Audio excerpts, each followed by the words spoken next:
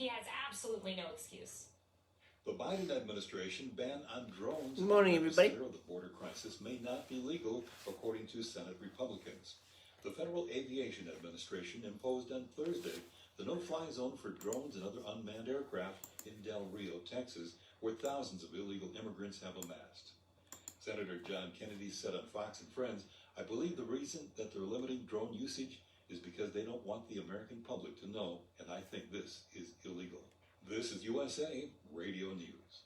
Friends, Mike Lindell's My Pillow, My Slippers make my feet feel better than they have in about 20 years. My Pillow proprietary foam, memory foam, patented impact gel, indoor-outdoor soles. You won't want to take them off, or Mike Lindell will give you your money back. Go to mypillow.com, click on the radio listener special, use my promo code USA, or call 1-800-951-8175 and save 40% using my promo code USA. The SpaceX civilian crew splashed down in the Atlantic. Wendy King has more. Four civilians on SpaceX's Inspiration 4 mission have landed back on Earth.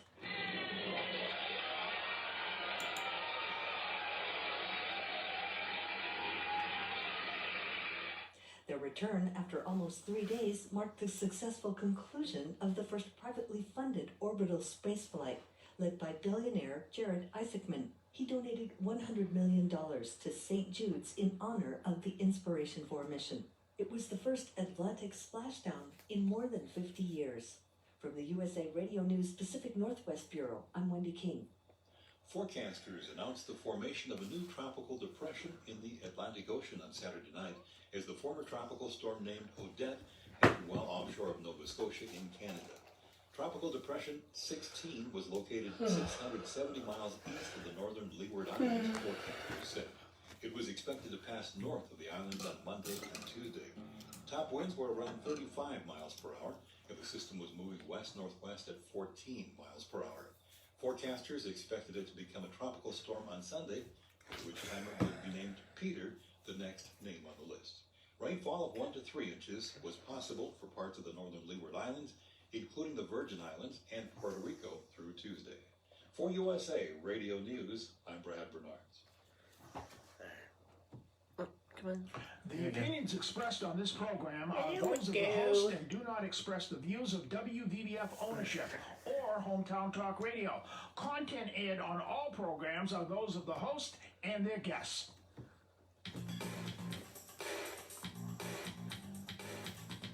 Hey, Joey, what's happening? I mean, what's happening in Middleboro and surrounding towns? It's time for the Middleboro Weekend Review with your host, Mike. Joey Driscoll. Stay tuned for news. Middleboro My News Mike. here on AM 1530 WVBF. Hey, Joey, what's happening?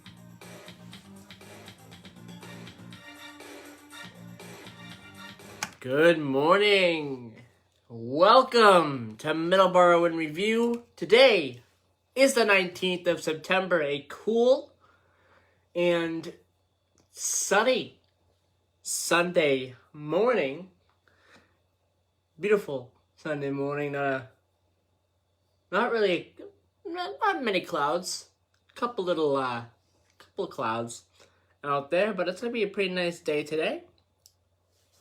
And we are joined by Dawn. Good morning. Good morning, Joe. I'm doing fantastic this morning. How are you doing? You seem like you're in a good mood. Happy Sunday, Joey. Yeah, it's going to be a fun Sunday today. Oh, yeah. We have a lot going on. Oh, yeah. It's got to be back here at the studio at 14 Church. Gonna be a at the great center of the universe. Anyway, back doing the show. We missed everyone last week because we were away. But good to be back. Yep, a fun day today. A lot going on today for us. And a lot going on for WVBF this upcoming week. Why do I say that? Well, because football on Friday, coming back to WVBF, the high school football, Taunton versus Middleboro this Friday coming up, along with all the other great programming here on WVBF as well. So a lot of great things going on this week for WVBF. The football game starts at 6:50 with the pregame, 6:50 p.m. with the pregame, 7 o'clock kickoff. Middleboro had their Week 2 matchup. I believe it was against Hanover. And I will get the score on that later on in the show. So that's Friday, the 24th, you said? Yes, Yeah. this Friday. The football game, right? Yeah. Taunton football, Friday. September 24th. Yep, so At 6 Taunton Tigers football here on WVBF, 15:30 a.m., 99.7 FM. And they'll be facing off against the Middleboro Sachems, which is going to be a fun matchup. Two teams that are really good, and it's definitely going to be an interesting matchup. So, Don, earlier here, about 15 minutes ago, before we went on the air, there was a little commercial that the Talking Information Center played for a show that they air on Saturday night. And it talks about the Boston Globe. This is interesting. Boston Globe's had a storied past with all these different articles talking about different events going on in Boston and around the state. Different things like sports articles and other things, construction and all this other stuff that's going on in Boston and in the Cape as well, which they mentioned in their ad. So there's a show on the Talking Information Center that plays at 10:30 at night on Saturday.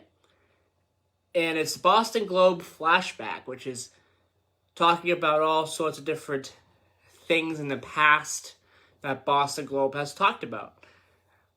I think that's a great show to have on the Talking Information Center, and talking about history like that, I think it's interesting.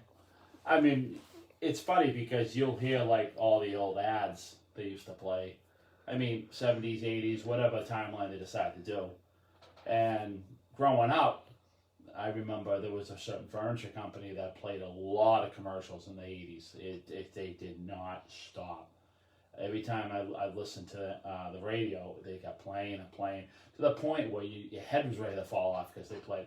But yeah, like anything, advertisement, especially radio advertisement, you have to do a lot of it. Then people sink in. And this particular furniture company in Massachusetts did extremely well.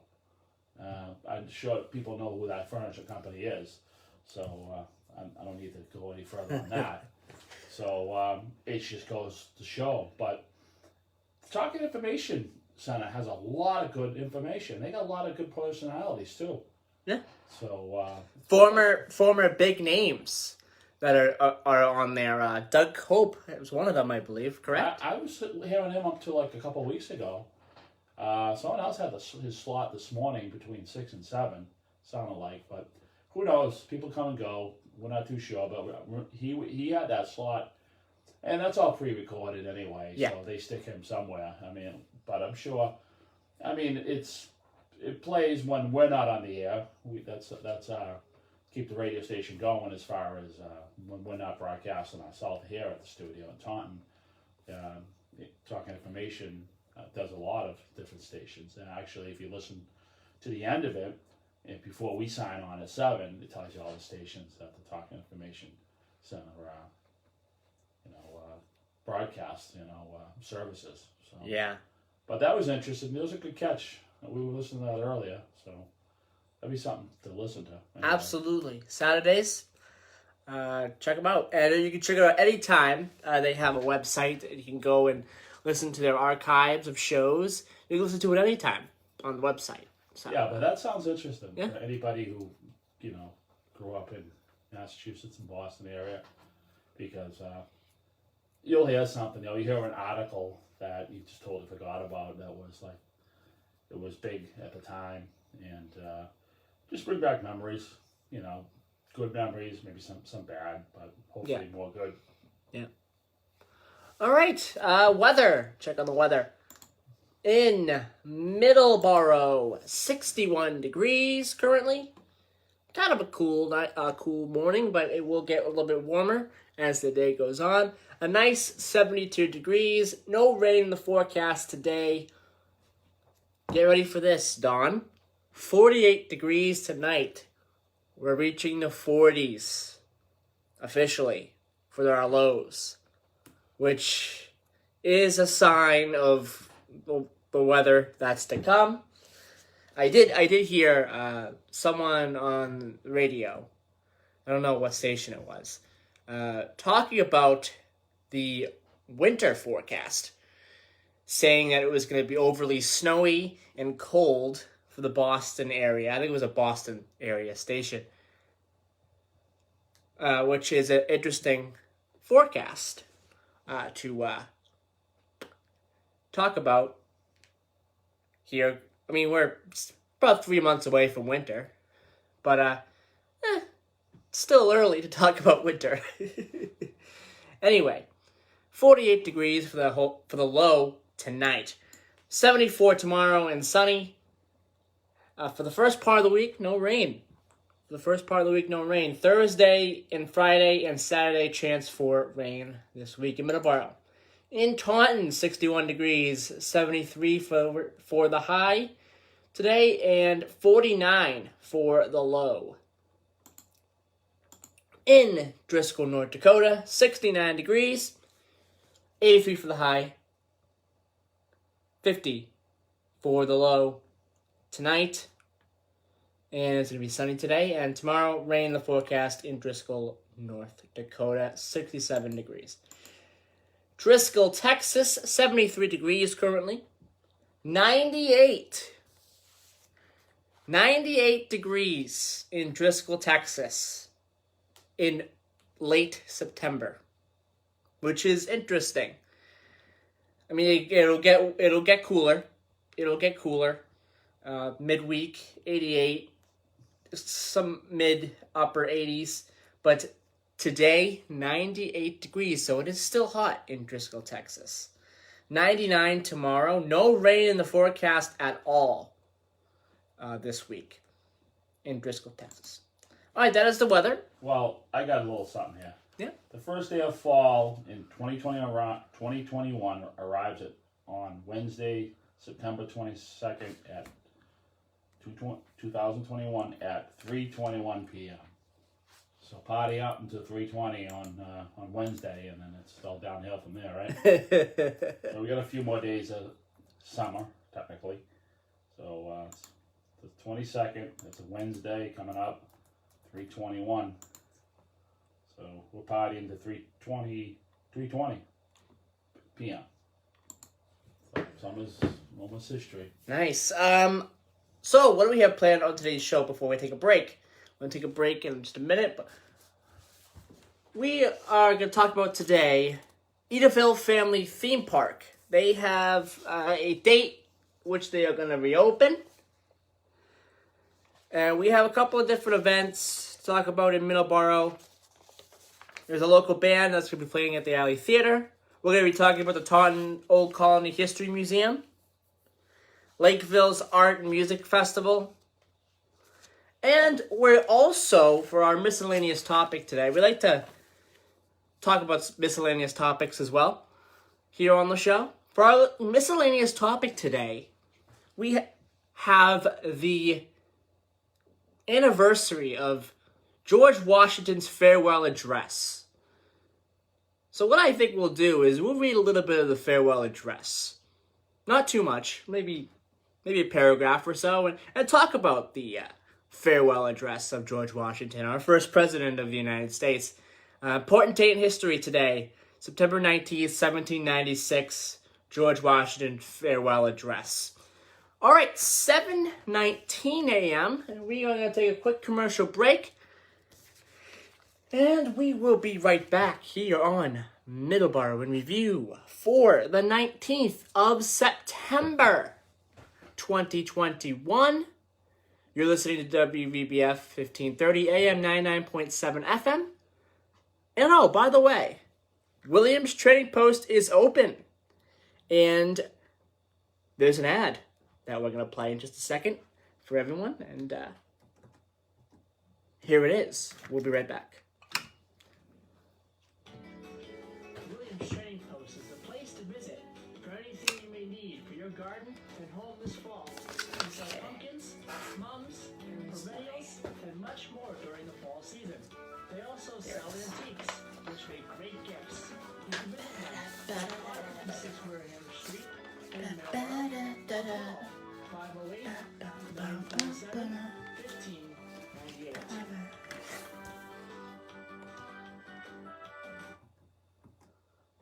Combat Veteran Motorcycle Association is an association of combat veterans from all branches of the United States Armed Forces who ride motorcycles. Yes, so today is the anniversary of George Washington's farewell address. So we'll read a little bit of the address. It's an interesting address, a very important address in American history. The farewell of our first president of the United States, a very important document. Printed across America as an open letter to the public on this day in 1796. Donate to various veteran care facilities and veteran charities. To learn more about the Combat Veteran Motorcycle Association and how you can join or support, please visit cvma2-2.org. Hi, this is Ray Brown, inviting you to tune in to Talkin' Birds, a show about wild birds, birding, and conservation, right here on WVBF, broadcasting from the Taunton Federal Credit Union studios at 14 Church Green. Join us for informative interviews and fun information about birds and birding. It's Talkin' Birds, Saturday mornings at 8 and Sunday mornings at 9, here on WVBF, AM 1530 and 99.7 FM. Spark Street Auto Body, located at 48 Spark Street in Brockton, Massachusetts, offers the highest quality collision repair and complete auto service for your car. They are a direct repair shop for all major insurance companies. You should reach them at 508-583-1495.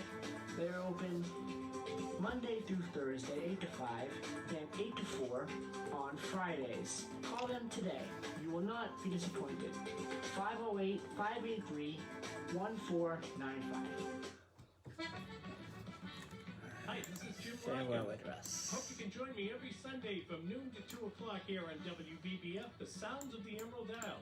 We'll have some great Irish music, some folk, traditional, country, and contemporary, and sometimes some live singers in the studio. And to make you laugh, some Irish comedy. That's Sundays from noon to 2 right here on WBBF, 1530 Taunton, Middleboro, and on the internet at hometowntalkradio.com. Hi, this is Tony Rose to tell you that high school football is coming back to WBBF. Join Mike Logan and NWL Sports for great high school football action. Listen in when the Tigers of Taunton High School take on the Middleboro Sachems on Friday, September 24th at 6:50 p.m. right here on AM 1530 WBBF and 99.7 FM.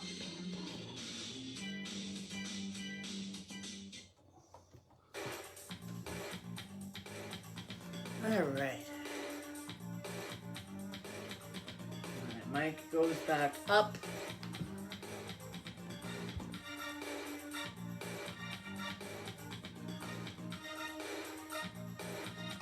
Okay, we are back here on Middleboro in review. It is 7:24, and we are going to start and talk about the Lakeville Arts and Music Festival. Lakeville, this October, will have a Arts and Music Festival. The 16th Annual Arts and Music Festival is set for Saturday, October the 2nd, between 10 a.m. and 4 p.m. at the junctions of Route 105 and 18 and Princeton Street on Lakeville. This event will be held rain or shine. Come to a day of community at the 16th Annual Lakeville Arts and Music Festival. Neighbors meeting neighbors from next door and from all around. southeastern Massachusetts. The festival will be sure to bring a day of culture, crafts, and delicious food, and musical entertainments. You will hear the sounds of many musicians scheduled to play around the grounds, to include Caddy Flynn, who will be covering different kinds of music, Joni Mitchell, Van Morrison, Steely Dan, Paul Simon, Nora Jones, The Police, and much more. And there's going to be a solo jazz guitarist as well, and some children's entertainment as well. 50 artisans are going to be selling the unique handcrafted wares, and a variety of artisans selling items like unique photos, honey, candles, jewelry, and much more. For additional information, visit www.lakeville-cilma.org. So that is the website to go and check out more information about the Lakeville Arts and Music Festival, which is set for October the 2nd. So, a lot of great events coming up over the next couple of weeks. This is the time where there's a lot of county fairs as well. When we were on vacation, heading back from vacation, and so in areas like Pennsylvania and New York, they're having their county fairs right around this time. So there's a lot of county fairs going on and different things as well. To end the summer, a lot of places have their fairs at the end of the summer, and a lot of towns have arts and music festivals right around this time as well. So there's a lot going on in the area. Just because it's coming up on fall doesn't mean the events end. There's so many events going on here late summer, early fall. I think it's better in the fall. It's not as hot. Yeah. People can go out and enjoy it. They're not going to get cooked out in a 90-degree sun. That's why there's got to be logistics behind it. But as far as Crazy Days happening in August, maybe that's the only time they can squeeze it in. But I think it is a success. It does work well. When they had the last one in 2019, there was a lot of people there. So, but maybe they should try something in the fall and see if that's just as good. Because I love Crazy Days, and people work so hard, and it's really a staple in the community, but it's sometimes gets so hot. Yeah. You get more people out, I think, in the fall. And you mentioned maybe having it on Columbus Day weekend, which that could work. Yes. Kids are off that week. You know what? Logistically, I don't know if it works. Maybe we should try to have somebody on who knows and get some answers and find out why they have it, because I'm sure I'm not the first person who thought about having Crazy Days in the fall. Yeah. I mean, in October something instead of October. August. Yeah. Well, it's hit or miss. Usually, I think Crazy Days.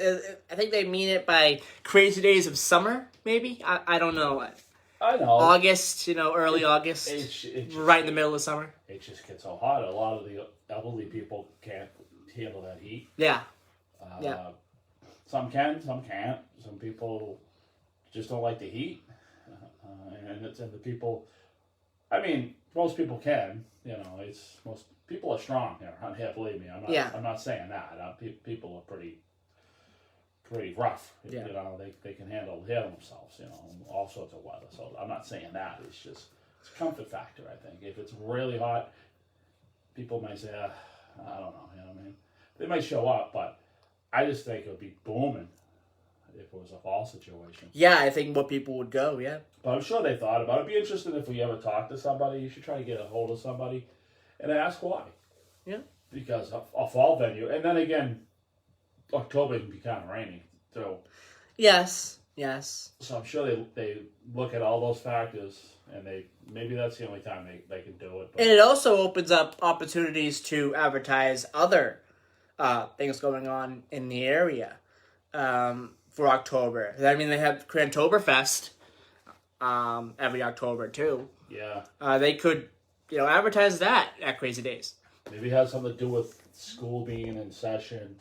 Yeah. They shut everything down, but up till a couple of years ago, the state DOT, axed the idea of shutting closing down 105. 105. I mean, Main Street could be, but because I remember a few years ago they had the center stage right in the crossroads there, Main Street. There. I think that if they have it in October, it will be on a weekend. It will be a Saturday, Sunday, and then a Monday kind of thing. If Monday, usually it would be Columbus Day. Well, the problem with that is a lot of people work on Columbus Day, but then again, it's usually Friday, Saturday, Sunday, isn't it? Yes, but if they're gonna do it in October, it's usually Thursday, Friday, Saturday. If they're gonna do it in October, they will go for the weekend because they won't have to worry about the kids being in school because they won't be in school because it'll be the weekend.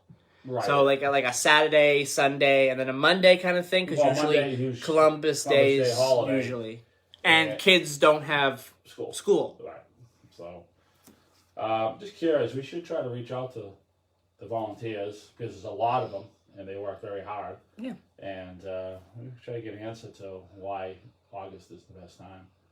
I mean, it's a success anyway. But I mean, it can get hot. I know you worked it and got cooked. Yes, it does happen. It gets hot. And yeah, absolutely. The Tauntons Old Colony History Museum announces their free fall lecture series. The Old Colony History Museum has announced the return of the fall lecture series. The series will consist of 4 free lectures, themed to complement the museum's outdoor garden exhibit. The series will be exploring topics ranging from the history of plants and the challenges facing our pollinators to what to do with the things we grow in our home gardens. Some presentations will be in person at the museum, while others will be presenting from all around the country via Zoom. Lectures will take place the third Thursday of the month at 5:30 p.m. and last for about an hour. To be accommodating as possible, this year they will be offering 2 ways to attend these events. In person at the museum, or you can do it from home. You can go to this event from home using Zoom. To receive the Zoom link, register on the museum's Eventbrite page at Old Colony History Museum.eventbrite.com. And they had their first one this past Thursday. Their next one, October the 21st, A History of Plants and People with the Massachusetts Horticultural Society. Again, October 21st at 5:30 p.m. So another great thing that is going to be going on in the area this fall is the museum's going to have fall lectures on all sorts of different things, which is a great thing. I think it will get the interest up for people to go to the museum. Museums are awesome. I've been to a couple. They are awesome. A lot of history in them. Halifax has one. Taunton, like we just mentioned. Middleboro has one as well. So a lot of these towns do have museums. And they are doing these kind of events to get the interest up for people who want to visit the museum. And I think that's a great thing. I think the key is you definitely want to attract local residents, people who live here, but then again, you want to attract people from out of state. Yeah, the tourists from out of state, yeah. It's vice versa. Some of the museums we've gone to in Connecticut. We talked to Lester Smith a few weeks ago, it was about 2 months ago, and he called us, and he was curator of the King House, which was museum in Suffield, Connecticut, and we went there to talk to him, and he called in and he talked about the notch in Massachusetts, the jog, whatever they call it, about the little piece of land that drops down on the Southwick about maybe 8 miles, and it was his reason. Maybe that's why he called him. And I think with that the saying, it's one state says it notch and the other says it jog. right. So it depends on where you are when it comes to the terminology. If you're in Connecticut, not to change the subject again, but Yeah. what you're saying, if you're in Connecticut, it's a jog. Mhm. It's a notch. I guess if you live in it's a jog. No, it's a notch. If you live in Connecticut, it's a jog. If you live in Massachusetts, Yeah. The perspective, but it just goes to show because a lot of people who live in other states, know their states, so they want to come and check out the history of Massachusetts. So this going from state to state in the New England area to learn what all these states is definitely ideal, definitely productive in my opinion. And I think what they're doing as far as getting tourists, like I said, from the area, but just getting people from other states to come here. And and if you want to take a trip to Cape Cod, family goes away for 2 weeks. You want to get them off the island and have them come down and explore this part of the world here, because there's so much to. Same with the supernatural Bridgewater Triangle. So Yeah. if you're Yeah. into that, people are gonna flock to this area for that. Or the supernatural things that go on in other areas, like on Route 44 with the red-headed hitchhiker. Right. People come here to learn more about that too. Yeah. I was actually talking to a Seaconk officer about a year ago or 2 years ago, and we're talking about. I asked him, "Hey, you ever see anything?" And he says, "No, I never seen anything." But he said, "I remember a bunch of people were pulled over. It was like 4 a.m, and he questioned them. It kind of looked like they were breaking into a business, but they weren't, and they were all gun ho about seeing the red-headed hitchhiker, and he said he believed him. He said he never really heard of it. Mm-hmm. He heard of it a little bit, but he wasn't. So as far as somebody who lives there, they're not too involved with it, but people from out of state would come there, just like the Barrens, just the Pine Barrens in New Jersey. Mm-hmm. I remember that movie came out. I think it was called Blair Witch. It was called the Blair Witch something. Mm-hmm. It was a movie that came out, and it was all about the Pine Barrens. Yeah. It was like a amateur movie that was made. I think it was back in the 90s. And they all run to the woods, and they all run around getting scared, and I don't know, I saw the movie, I wasn't, whatever. And there's other events. I wasn't too impressed with the movie. And there's other places of interest Right. that people go to because they saw it in a movie. Right. Like Amityville Horror, the house in Amityville, in Amityville Horror. Yeah. That was in Michael Myers' house. Right. And That was in Illinois. Yep, Crystal Lake. Yep. So there's so many different As things. far as the horror, and people get into that, so like anything. Yeah. Somebody's interest could put you anywhere. We went to a town called Thurman, West Virginia, because we like the trains, and there was an abandoned ghost town with a population of 4 or 5, and the majority of the town is run by the National Park Service, and there's a big history, but I don't want to get into it too much now, but maybe on a later show we can talk more about it. But Yeah. it just piques people's interest. That's all. You end up in the weirdest place because we like the trains, and there's a train that goes through there, and that's what we like. So it just goes to show that people's interests just vary. And Yeah. All right. Real quick, Edaville Family Theme Park is going to be reopening. The park announced on Facebook on Tuesday of this past week that it will open Thursdays through Sundays, and that is starting November the 13th, and they'll be reopening for their Christmas Festival of Lights. Tickets pre-purchased in 2020, so they were going to do this event in 2020, but they were unable to, will be honored this year. The park said masks will be required in the park, and there will be a temperature check at the gate. The park said it will have more details about the event soon. As a part of the state's COVID-19 reopening protocols, amusement parks were allowed to reopen in May. Six Flags of New England opened on May 15th. Water Whiz resumed operations. Water Whiz, which is in Wareham, resumed operations on June the 19th. So, great news about Edaville. They are reopening for the Christmas Festival of Lights, which is awesome. I remember being at Edaville a while ago, and this was, I think it was over a decade ago now. And it is a fun place. It really is. So, anyone who goes there will not be disappointed, for sure. Again, like we were talking about attractions. There's people who flock from all over New England and whole East Coast to come to Edaville Railroad. To come to Edaville Railroad and also to come to King Richard's Fair. Right.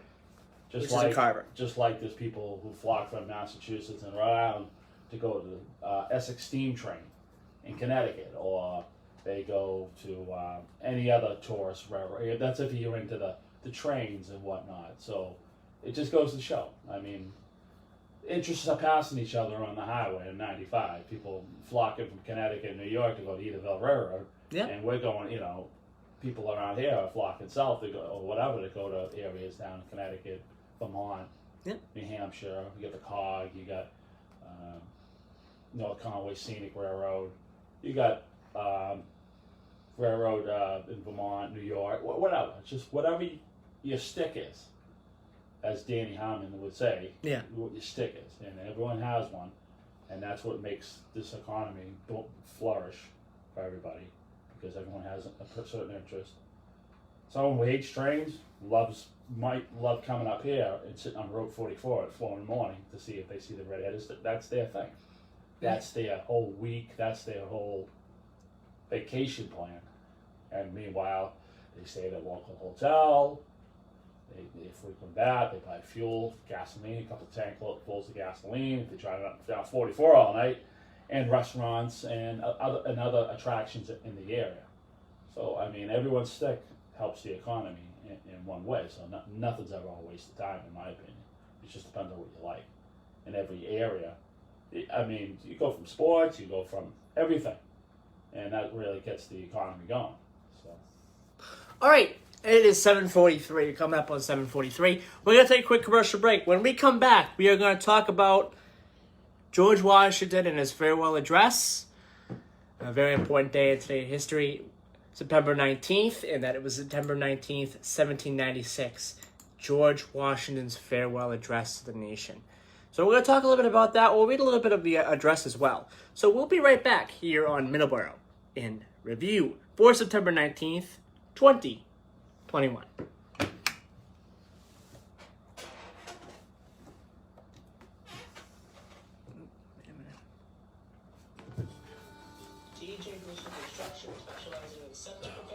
System installations met all Title V needs.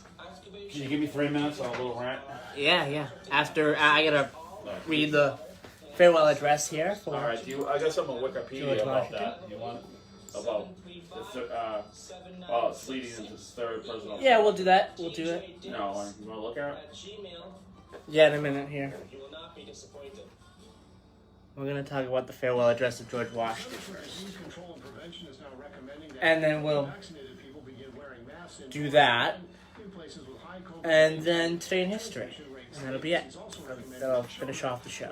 I got a little something I want to mention. Yeah, then I'll do the farewell address. We'll talk about it for a second. And then we'll go to you. Yeah. Okay. Information on that. The election. Okay. Well, the election didn't happen until December. Yes. So he knew he wasn't running. That's what I'm trying to get at. Okay. Yeah. You know what I mean? Absolutely. That's why he could do his farewell address on the 19th of September. Yeah. because he knew he wasn't running.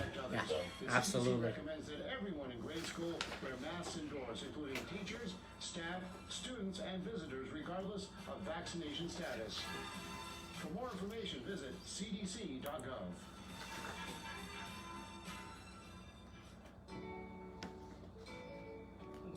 321. St. Vincent de Paul of Sacred Heart Church in Middleboro serves the residents of the towns of Middleboro, Lakeville, Carver, and Rochester. Our base of operations is in the lower level of the parish hall on Oak Street, directly across the street from Sacred Heart Church in downtown Middleboro. At this time, we serve approximately 500 families in our service area, and many of them come to us for various types of aid. This can take many forms.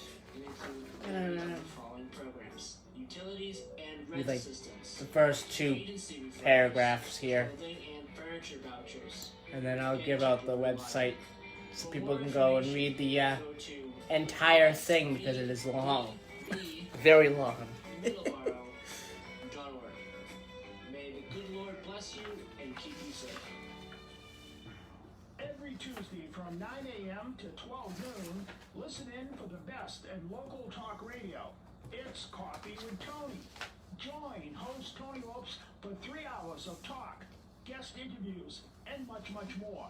Every Tuesday a.m. here on your hometown radio station, AM 1530 and 99.7 FM WBBF. Combat Veteran Motorcycle Association is an association of combat veterans from all branches of the United States Armed Forces who ride motorcycles as a hobby. Our mission is to support those who have defended our country and freedoms. Our focus is to help veteran care facilities provide a warm meal, clothing, shelter, and guidance, or simply to say thank you and welcome home. We have members from nearly all 50 states and living abroad. Many members continue to serve in our armed forces, with several serving in combat areas now. We sponsor and or participate in many motorcycle-related charity events each year, and as a non-profit organization, donate to various veteran care facilities and veteran charities. To learn more about the Combat Veteran Motorcycle Association and how you can join or support, please visit cvma2-2.org. Okay, I'm back up here. Good.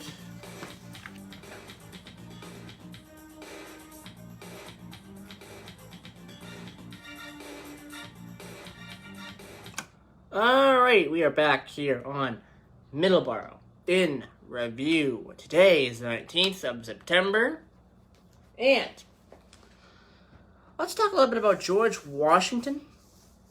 So today is the anniversary of his farewell address, which was printed across America on today, September 19th, 1796, as an open letter to the public. And by September, he knew he wasn't going to be running for a third term. He was reluctant even to run for a second term. He did a lot during his presidency, things like the Jay Treaty and some other very important things in this nation. He was a very important figure, our first president.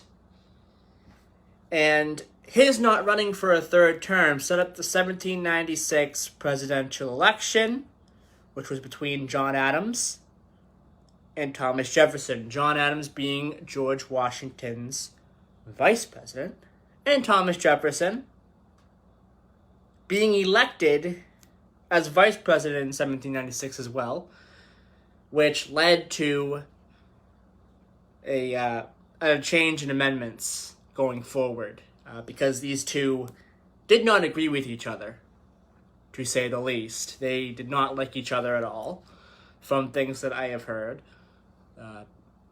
And I think they were even not speaking to each other at one point, which luckily the amendments changed all this, because if we still had that today, we'd have problems. So 1796 and then the next election after it were very important elections in America. And George Washington's farewell address, I'm going to read a little bit of it here. So, here we go. Friends and fellow citizens, the period for a new election of a citizen to administer the executive government of the United States being not far distant, and the time actually arrived when your thoughts must be employed in designating the person who is to be clothed with that important trust, it appears to me proper, especially as it may conduce to be more distinct, to be a more distinct expression of the public voice, that I should now apprise you of the resolution I have formed to decline being considered among the number of those out of whom a choice is to be made. I beg you at the same time to do me the justice to be assured that his resolution has not been taken, that this resolution has not been taken without a strict regard to all the considerations appertaining to the relation which binds a dutiful citizen to his country, and that in withdrawing the tender of service which silent in my situation might imply. And it goes on here, and it's really a just amazing farewell address and a very important address in American history. It's George Washington's farewell address, and he doesn't run for a third term, which would set a precedent for other presidents going forward until FDR. FDR ran for a third term in 1940 and also ran for a fourth term in 1944. After that, we passed an amendment where a president cannot run for more than 2 terms. But George Washington's farewell address is extremely important in American history. Don, thoughts? Well, that's a pretty strong address there. And it's funny how you say that because, I mean, we're talking about Adams and Jefferson, too. Not to change the subject, I'm really good at that, I guess. They died on the same day in 1826. Yep. July 4th, 1826 was the 50th anniversary of the signing of the Declaration of Independence. Not sure who went first. Not sure. It was Thomas Jefferson who passed away first. Okay, yeah. So, but George Washington definitely could see the future as far as not being a king. That was the whole idea. He didn't want to be the king. We broke away from England for this reason, and everyone loved him so much that's the terms are great. That 8-year term's great. I just, in my opinion, I wish the other parts of the government would follow suit as far as term limits, because if they do it with the executive branch, try with the legislative branch, but some people wouldn't agree. But I mean, we're talking 200 and almost 250 years later, and it hasn't changed. Mm-hmm. I mean, it wasn't until the 50s they changed that. Yeah. So as far as the 2-term on the president, so who knows? But I mean, that is a strong speech, and he did his part for king and country. No pun intended. Yeah, and again, he set a precedent. 2 terms. He didn't run for a third. The only president to run for a third was FDR, and that was in 1940, almost 100 and something years later. No president ever... I mean, there was some presidents who were thinking about it, but never seriously, Teddy Roosevelt ran for a third term, but it was after Howard Taft. Yeah, he never seriously tried to run. No, he did run, and he lost. It was the Bull Moose party. It was a new party that he started Okay. in 1919. I think it was to No, bring. 1960. I think it was to bring votes away from Taft, though. That's what I'm saying. Right, I think he ran. This is the third time he ran, though. He ran, but what I'm saying is he didn't seriously think he was going to win. He wanted to pull votes away from Taft. I think he did. Which he did. I think he did because he probably thought he was so popular and he was such a popular president in his 2 terms that he probably. I think he did. I think he thought he was going to win. Yeah, it was the 1916 election. That's where Woodrow Wilson won it. Okay. I believe. Yeah, was it? But am I right? What happened was he ran and it pulled away votes from Taft. Yes, Taft. From Taft. I don't think that was his intention. I think he thought he could have won. So. Okay. I don't know. I'm not sure. We'll read about that. I've heard some things from different things on the internet. Huh? Some different what do you call it? Opinions on this from different people on the internet. So. But he did run. So yes, he ran for a third term. It wasn't a consecutive third term. No. Taft did his 4 years, and he was one. FDR ran for a third term and won. Right, and won by a landslide. And 4th term too. And 4th term and won by quite a bit. I think he won all his elections pretty much by a landslide. And it's funny how Truman was his. He did very well in the elections. Right, but Truman was his new vice president pick. Yeah. For 4th term. Yeah.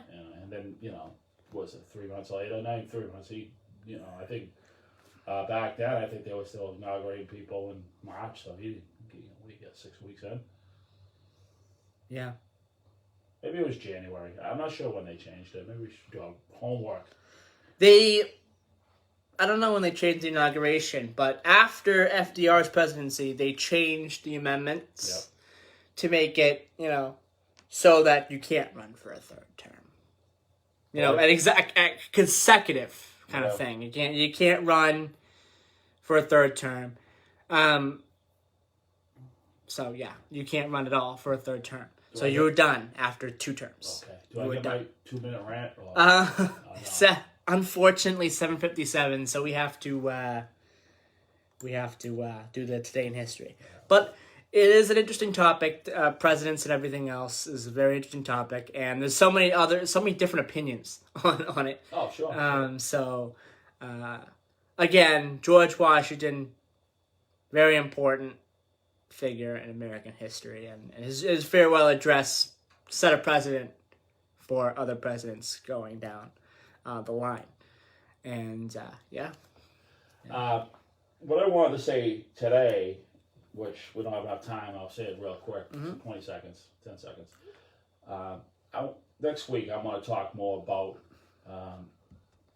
routes for emergency vehicles. Because we went to Children's Hospital and we were trying to get out in Longwood area, and the ambulance was struggling to get there. And I have some ideas that I'm surprised no one's used. It's kind of controversial in a way too, but I'll explain what I mean.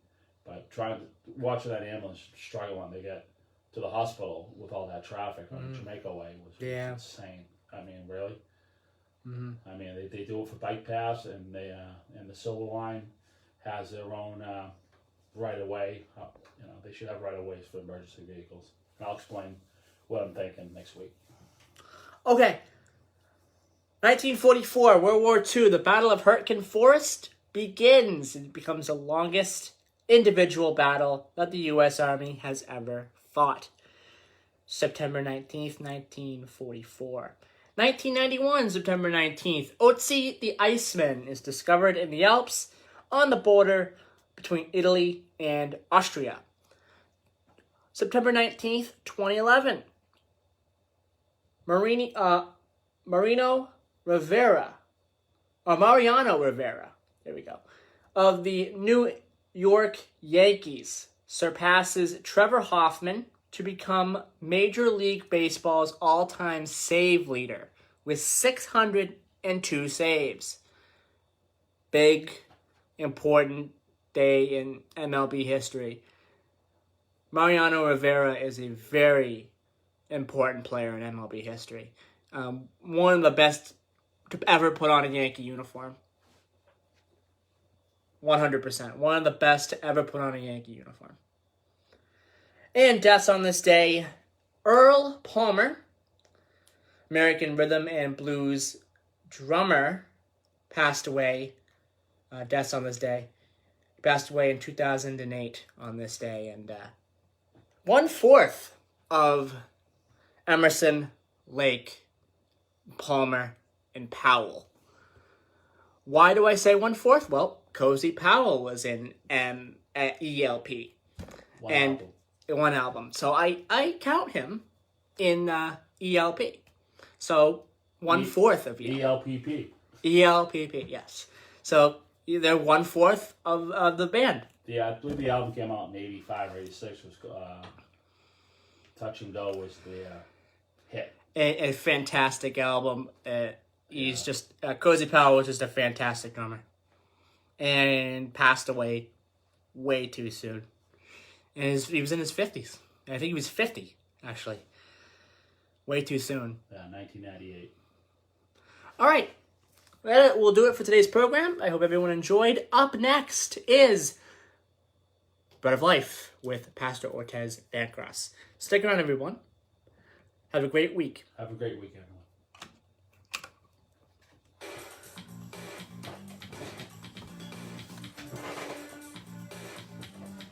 Right on the money, Joey. 801.